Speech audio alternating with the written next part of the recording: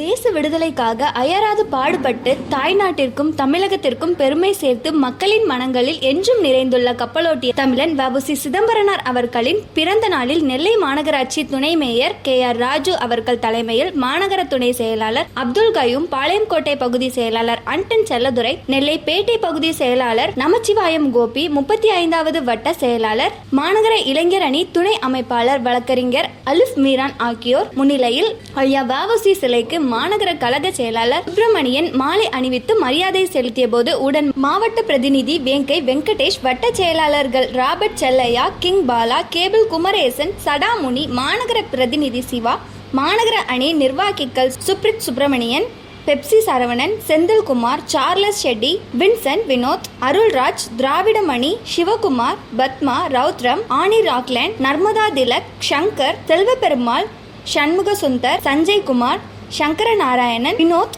கோபால், வேலாயுதம், முஸ்தபா, சிரிப்பு ஷேக், முருகன், முறுக்கு கடை கணேசன், முத்து, மாவீரன், ஒண்டி வீரன், பூர்வக்குடியினர் அறக்கட்டளையின் நிறுவன செயலாளர் ஒண்டி வீரன் வி. சேகர் மற்றும் மாநில துணைத் தலைவர் நெல்லை எஸ்.ஆர். சங்கரபாண்டியன் மற்றும் கழக நிர்வாகிகள் கலந்து கொண்டனர்.